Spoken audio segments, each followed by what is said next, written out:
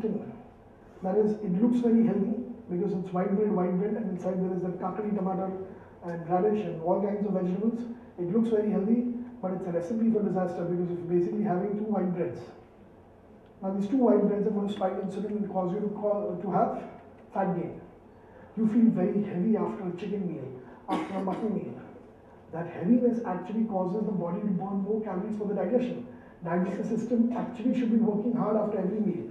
Every meal should take 2 to 3 hours to digest. And things that transit your gut fast, those are the ones that basically are causing the blood sugar levels to rise too high, too fast, forcing insulin to store everything, all the glucose as fat. Very rarely does any body fat get accrued through dietary fat.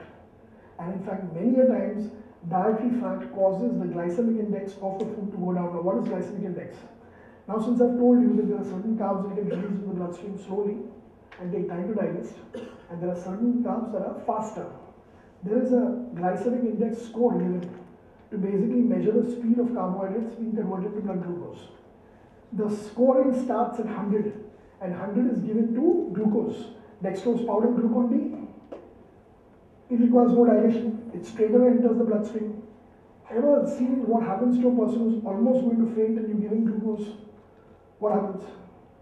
Immediate revival. That's how fast it hits the bloodstream. So there is no digestion required. And it just goes through the gut straight into the bloodstream. Hence, it has been given a glycemic index score of 100. Every other carb food is measured in comparison to glucose. When I told you about white bread comes around 98, 97. So you can imagine that it's almost like sugar. So if you say, chai mein shakkar nahi dalta hu, and then you have a veg sandwich, what are you doing? So that's being penny wise, pound foolish.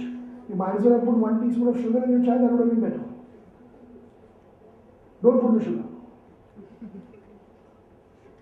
You get it? So this is the problem. We don't even recognize the foods and then we wonder why we're getting fat.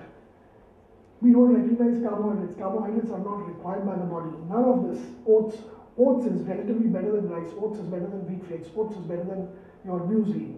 But oats is not something that is essential for the body to have. In fact, the whole carbohydrate category is not something that is essential for the body to have. You can have it. Do I have carbohydrates? Of course I do. But I enjoy them as entertainment. Even when I'm having rice and potatoes or whatever I'm having like the way you all have mithai. With open eyes. That is not needed by my body, but I'm doing it for entertainment. Sorry? Cravings, you have created the cravings. Because how does the craving come, first of all? That's a good question. High glycemic index, carb taken. Blood sugar rises, followed by an immediate drop. The immediate drop again signals the craving for carbs. In fact, carbs will create the craving for more carbs. You have to learn how to stay away from it.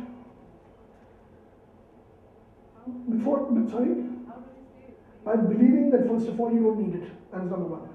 By recognizing it as a craving. And by having enough patience to know that slowly and steadily as you stay away from carbs, the craving will go down. First of all, a lot of people justifying the need for carbs. There is no justification for the need for carbs. How many of you all know of a term called as essential amino acids? Essential amino acids? Okay, basically essential amino acids are what? Amino acids that are not manufactured by the body. Amino acids are building blocks of protein. There are non-essential amino acids that the body manufactures by itself. There are essential amino acids that are needed to be got from food. Then there is an essential fatty acid. How many of you are aware of essential fatty acids? Omega-3, omega-6, omega-9, these are all essential fatty acids. Why? Because the body does not manufacture them and hence they are required from food. In nutritional science, anything that is called as essential is something that is essential for life but not manufactured by the body and hence essential to be got from food. Do you know that there is an essential fatty acid?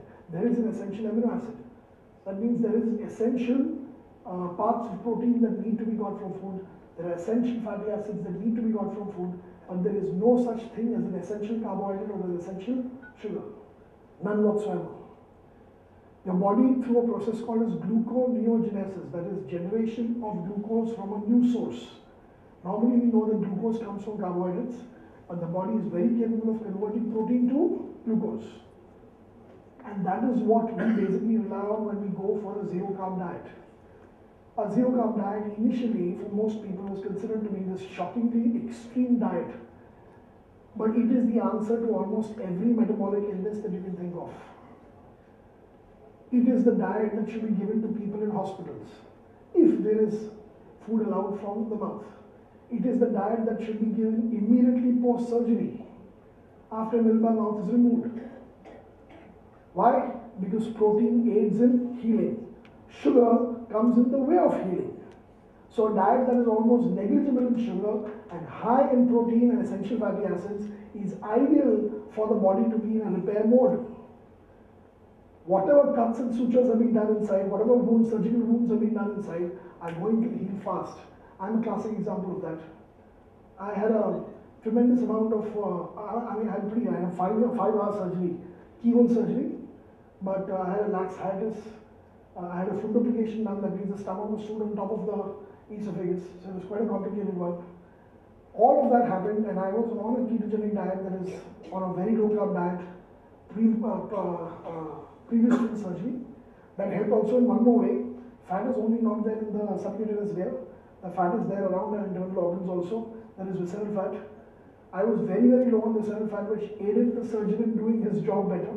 Because normally when you're working inside, there is a lot of fat that keeps on flopping around and the fat has to be removed and clipped aside to work. So his job was a lot cleaner because I was carrying very less fat in the setup. Okay, and my healing post that. Again, I was also not shocked as such. I would not say I was shocked, but post my nil by mouth, I was nil by mouth for about 4 days. I was nil by mouth. After that, my nil by mouth was removed, and guess what is given to me in the hospital? Mosambi juice. I don't need Mosambi juice. When I was nil by mouth, my nourishment was done through the drip. I had no activity. I've got sutures to heal. I've got wounds to heal. Don't give me bloody fruit juice. Don't give me shots of sugar. Give me protein instead. I could have ended my nil by mouth with whey protein. That would have been great. Structural proteins here. Immune system is down after a surgery. Immune system gets a major boost through whey protein. In fact, you all should know that any young mothers who are still feeding right now, the children, breastfeeding the children. Okay, if you remember your breastfeeding days, did your pediatrician tell you to breastfeed for as long as possible? And what did the pediatrician tell you, that the breastfeeding, if you continue for as long as possible, what would be the benefit? Sorry? No, not for you, for the child. Weight loss. The benefit for the child is basically enhanced immunity. Any pediatrician will tell you that human mother's milk is given for the longest duration possible, will actually boost immunity. That is because your cow's milk is, out of the protein component, 20% is whey. Human mother's milk is 60% whey. And the whey subfractions are the ones that boost immunity. In fact, all of you people, I would tell you that whey protein, everybody knows as this muscle building protein, very bioavailable. What people don't know is that if you're routinely falling sick again and again, you cannot meet your fitness goals. So one of the most important things to meet your fitness goals is consistency. And consistency means that you should not be falling sick, which means a bolstered immunity. And whey protein not only supports muscle, but also bolsters your immunity. So again, let me repeat, an apple a day does not keep the doctor away. 1 scoop of whey protein a day might keep the doctor away. Because when you say keep the doctor away, you are talking about boosting immunity. It should have some kind of an impact on boosting immunity. Then you can say dash will keep the doctor away. So whey protein scoops have a direct correlation on immunity. Apples don't. Okay? So this is, now I'll leave you with a simple pattern of eating that works for almost everybody, even the sedentary people for that matter. If you've got mothers and fathers at home who are diabetic or pre-diabetic or on the verge of getting diabetes or obese, the one thing, and this is a non-vegetarian approach. The vegetarian approach, of course, is there, but it's more difficult. Okay, and it's a lot more monotonous. This is the diet plan that you will remember, you will not even need to write. Start the day off with 3 whole eggs. Okay, in any form that you like. Cook it in oil. That's one more thing I want to keep on telling you, it's not the removal of oil. Okay, I don't know what the company actually wants to call you. The company is also subject to the conventional wisdom that everybody has. For instance, Lay's, a big corporation. What is the most recent product of Lay's? baked chips, correct? So what have they done? They're advertising that you will have 50% less oil in your baked chips. You know what that has done? That has turned the chips into more dangerous items for you. They've removed the wrong thing. They could have kept the oil and removed the chips.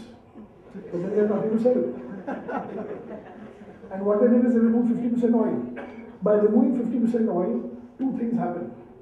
The glycemic index actually shoots up. Presence of fat brings the glycemic index down. As well as the glycemic index is high, it's finding chips. So the glycemic index actually shoots up. So the transit through the blood is faster. So insulin response to baked chips is worse than the insulin response to fried chips. Satiety also goes down. Feeling of fullness. One of the things connected to satiety is feeling of guilt. Guilt sometimes makes you not eat because you know it's bad for you. Then you have advertisements bombarding you for the fact now you don't care now, there's less 50% oil, abhi khao main. So there is no guilt. And then you start the bowing. And then even with the calories, there is an equation of calories because you eat more of the baked chips than the fried chips. But even if there was no equation of calories, even if the 50% oil were there and you were to consume the same amount, you would become a diabetic faster with baked chips than with fried chips. Not that fried chips are any good for you. They are not. I'm just talking about relatively. Fried chips are downright worst thing possible that you would have. But baked chips are worse. You do not make any item that is bad for you good by removing oil. Okay? Bread and butter. So what does a health conscious person do?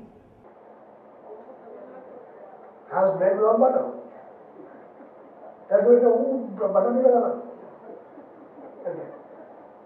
Whenever I have bread and butter, whenever I have bread, okay, whenever, to entertain myself, to minimize the damage, I take butter also.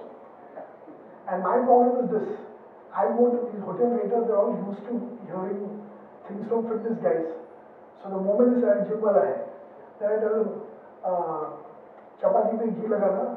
नहीं बिल्कुल घी नहीं लगाएगा इसलिए लगा घी बिल्कुल नहीं लगता घी एकदम सूखा देगा तो अरे घी लगा they're so tuned into listening to you to say कि भाई घी नहीं मांगता है या बटर नहीं मांगता है if you decide to have rumali rotis are a problem maida is a problem not the fat or not the oil deep fried samosas are not a problem because they're deep fried but because they're samosas so you bake them also that's a problem.